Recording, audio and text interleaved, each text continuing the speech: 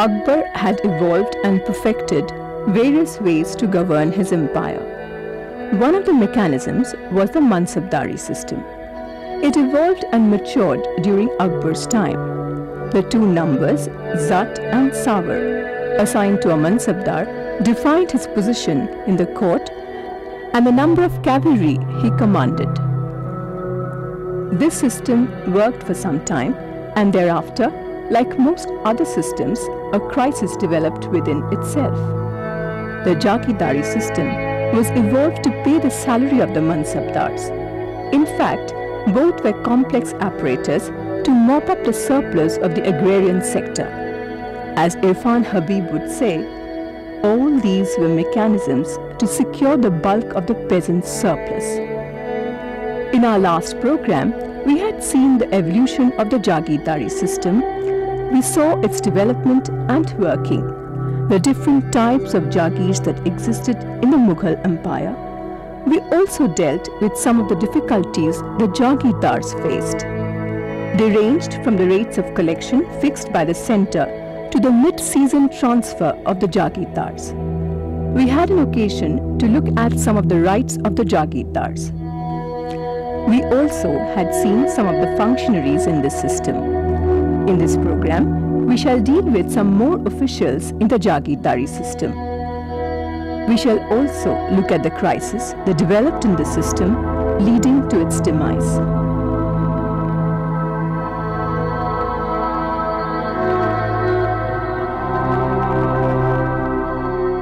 We were looking at the Jagirdari system and particularly the administration of the Jagirs.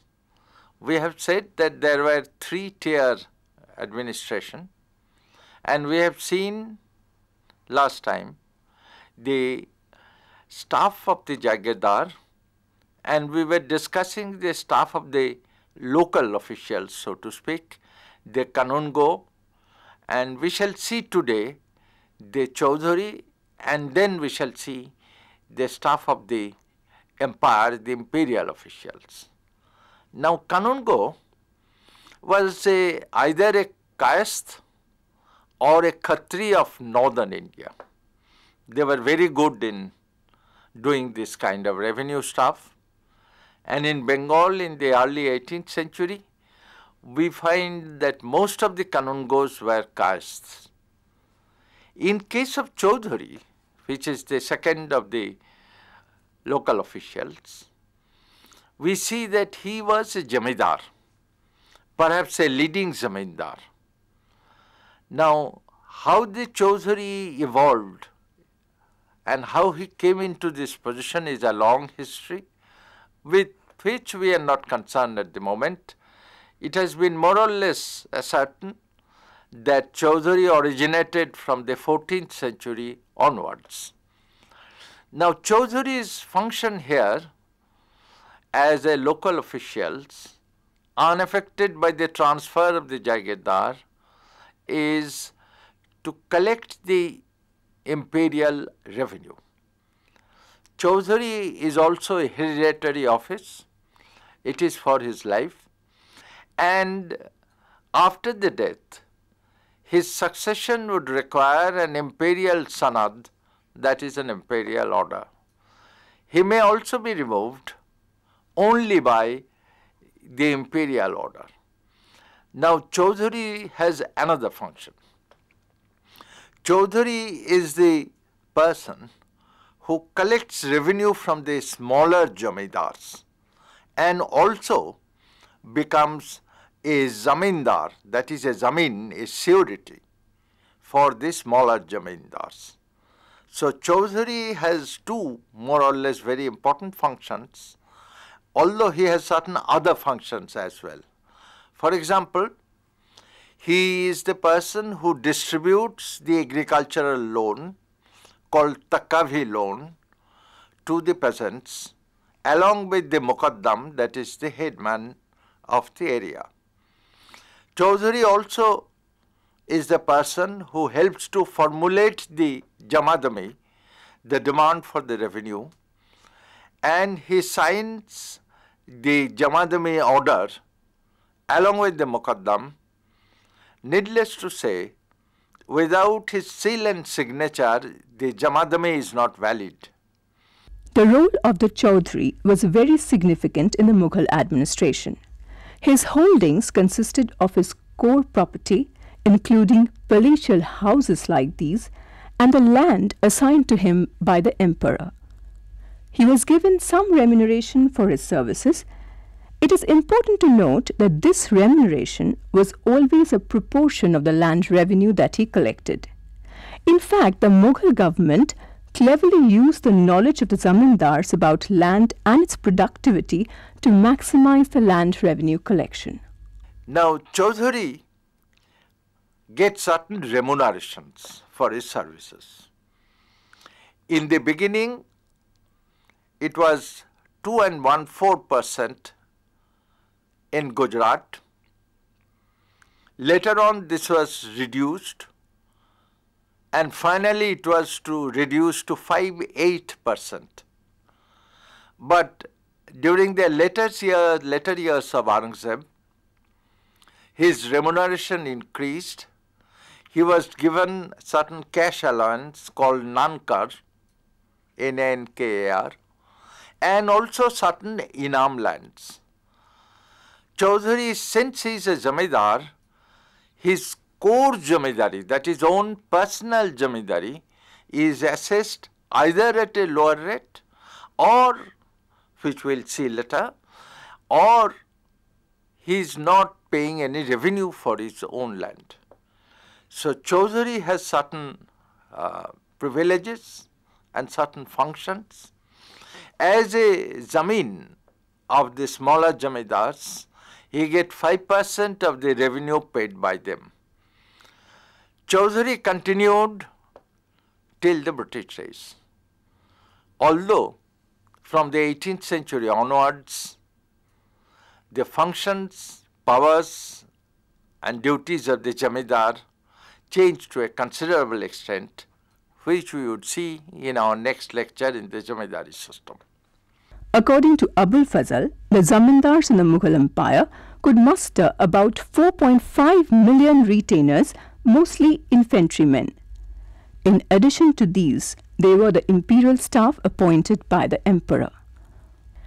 All in all, as a historian would say, it was a vicious circle of coercion helping to maintain a machinery of coercion. The head of the imperial official in the province is the Diwani Suba, the Diwan who is in charge of the finance and the revenue. He has a staff, fairly large number of staff in each province, and he has certain powers also. He could report against the Jagirdar to the emperor, but he cannot remove the Jagirdar. If the emperor gives the command that the Jagirdar should be removed, Diwani Suba may then take the help of others to remove the Jagirdar. But on his own, he can only report. The Diwani Suba has certain other officials as well. One was fairly important. He is the Faujdar. Faujdar technically is the military representative of the Mughal emperor in the province. And he is not supposed to be under the Diwani Suba, but under the Subadar. But because of the collection of the revenue involved military powers, the Faujdar has to obey the order of the Diwani Suba to do certain things. So technically he is not under the Diwani Suba, but he has to follow his orders as well, so far as revenue collection is concerned. Now some of the bigger Jagirdars, they had their problems with the Faujdars. And during the later years of Aurangzeb, he tried to solve this problem by giving Faujdari powers to the bigger Jagirdars, which of course did not solve the problem at all. Then apart from the Faujdar, the other person was Wakia Navis, who is actually the news reporter. Once again, he has no power to remove anybody, but he could give adverse report against somebody on which some action may be taken. It is stated that the workwear novices are very corrupt, but there were instances of honest workwear novices as well. So these are the staff of the imperial officials, apart from the other staff as well. For example, in the 27th year of Akbar, he ordered a new official be appointed called Amin, A-M-I-N. The Amin created by Akbar has the same power as the Diwani Suba, and it is not necessary to repeat these powers. But in the 1634, in the reign of Shah Jahan, the post of Amin was abolished because it was thought that it was a mere duplication of the work that Diwani Suba was doing. So there were certain changes within the staff pattern of the imperial officials in the Jagir itself. But basically, these remain more or less the same, excepting in the fact that in the 18th century, the Faujdars were becoming too much powerful.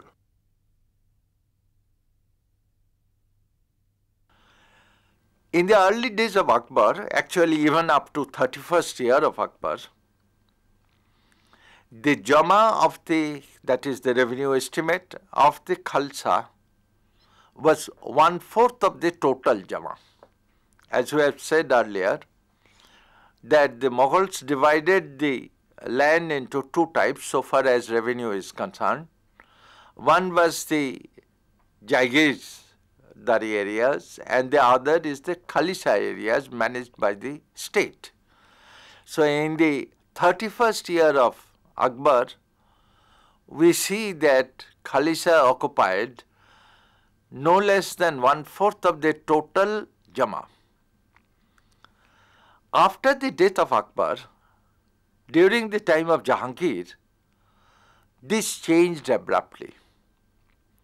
The reasons are not very clear even today, but it appears that after accession, Jahangir increased the number of the Mansabdars, increased their salaries, and gave more Jagirs. So at one point of time, as I have said earlier during the Mansabdari system, that it became a strain on the Mughal Empire. And as a result of this, during the time of Shah Jahan, as we have seen earlier, certain measures were taken to reduce their salaries, etc. But Shah Jahan here, so far as Jagirdari system is concerned, tried to follow the policy of Akbar. He tried to follow the policy of Akbar in the sense that he tried to increase the Khalsa land. And by the end of his reign, Khalsa land had reached 1/5 of the Jama of the Mughal Empire, almost to the point where Akbar had left it. During the first 20 years of Aurangzeb, the Khalsa land increased more and more. But during the last years of Aurangzeb, the second half, there was a crisis which could be seen very clearly in the fact that after a certain time, no Jagir was available for the Mansabdar. One of the contemporary writers, Anand Ram Mukhlis, stated that it is very difficult to get a Jagir, but it is almost impossible to take possession of it without a very large force. So Aurangzeb had to increase the number of Mansabdars because of his wars in Rajputana and in Deccan. Instead of the Rajputs, as we have seen earlier, he had taken the Deccani and the Marathas. And the number of Mansabdars increased to a great extent during the last 20 years of his reign. This led to a severe problem, a serious crisis in the Jagirdari system. After the death of Aurangzeb, this problem increased more and more. During the first years of the Emperor Bahadur Shah, he had given mansabs to almost anybody he met in the Darbar. The number of mansabs increased tremendously, but there was no Jagir. So there was a fierce competition, a fierce faction fighting within the court, on which Professor Satish Chandra has written an excellent book, Parties and Politics of the Mughal Court, 1707 to 1742. Here he had shown that the faction fighting is not based on religious grounds, which was earlier thought. This was based on personal loyalties and personal interests. We'll come to the viewpoint of Satish Chandra a bit later. Now, the problem was tried to be resolved by the Mughal court, and the secretary of the dead Aurangzeb, Inayatullah, tried to make some reforms.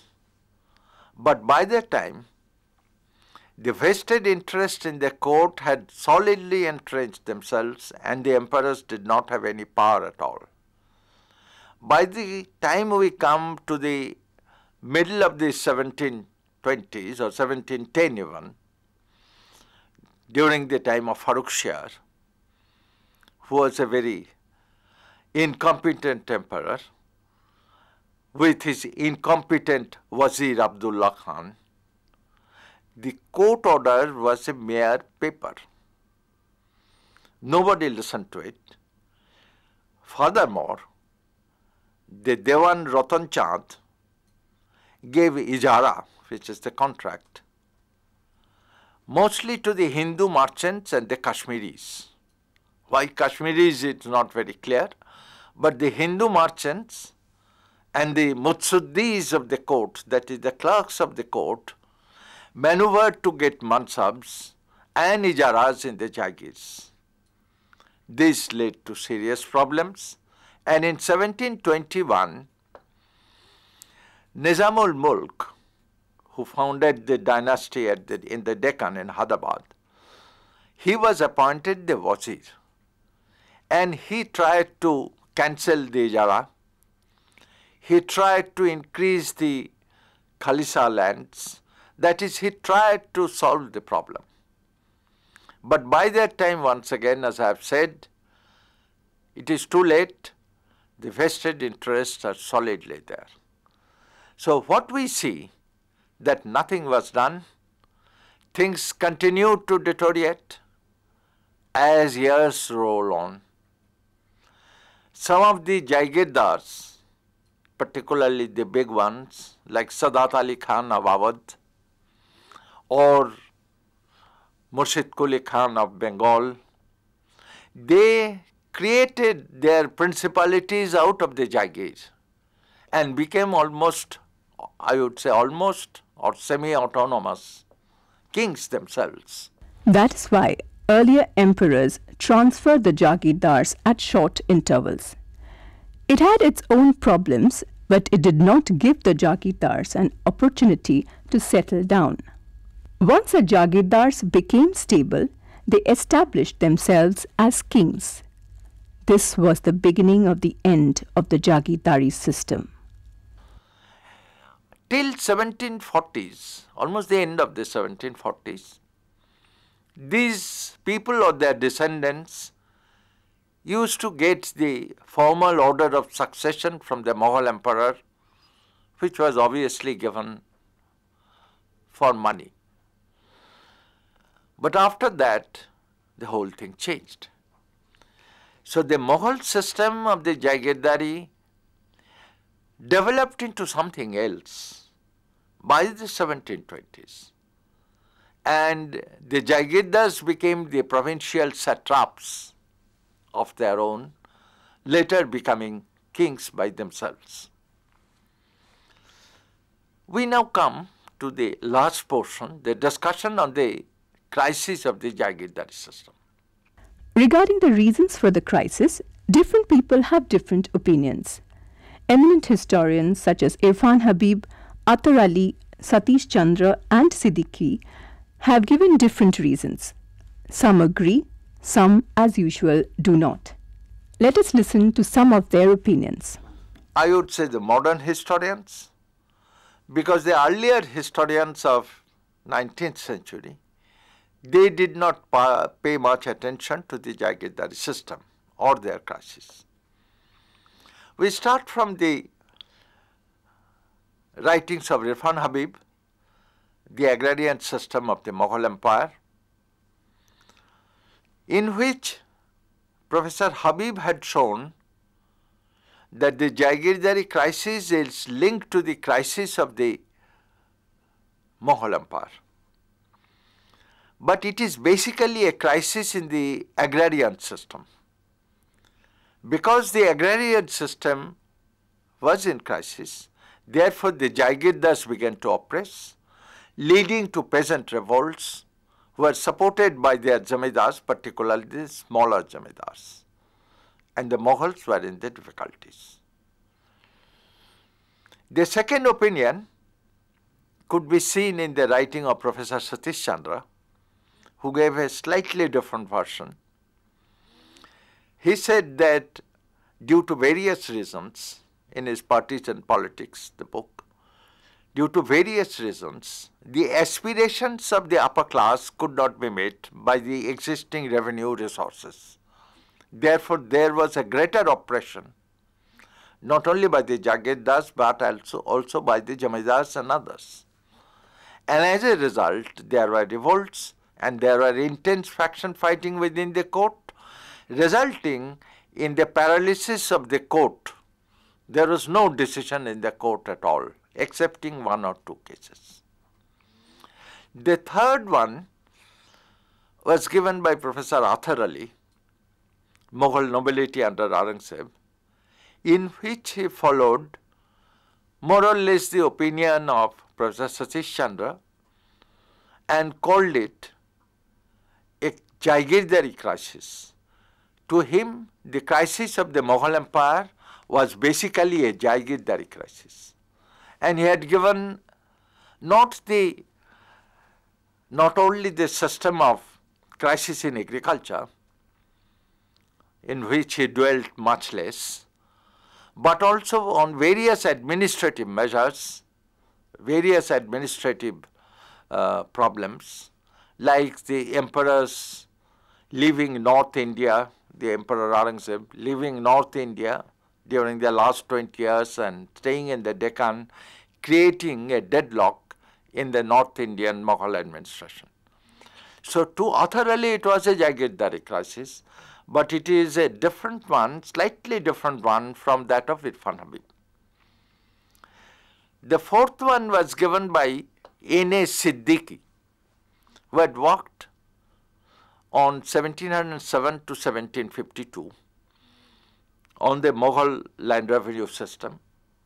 And he also found that the Jagirdari crisis is the crisis of the Jagirdars, not necessarily the crisis in the agrarian system itself. The crisis in the system was there, but the basic one was the crisis of the Jagirdars, because due to various wars and difficulties, etc., the Jagirdars could not collect the revenue of their salary, they could not maintain their savars, and therefore they had to oppress the peasants, and therefore the problem starts. And after a certain time, he says that no Jagirdar was transferred. He remained as long as he wanted. As a matter of fact, Siddiqui had produced a copy of the order of a Dewan during this period. This order was copied in another book written in Gujarat, but it shows that the Dewan more or less accepts that the Jagirdars could only be transferred when they wanted. So therefore, the problem was of manifold. The problem was not only a crisis in the agrarian system. The problem was not only in the higher aspiration of the Mughal ruling class. The problem was not only of the Jagirdars not being able to collect the revenue which they wanted, or the institution of the Ijara. All of these are certainly there. But there were also the faction fighting, the fighting among the Fauzdar and the Qazi and so on and so forth. So it was a breakdown of a polity, not only of one particular system, but the breakdown of a Mughal polity in all its different worlds known to us. And it is this failure to reform, failure to survive, failure to re-establish that the English East India Company took advantage of.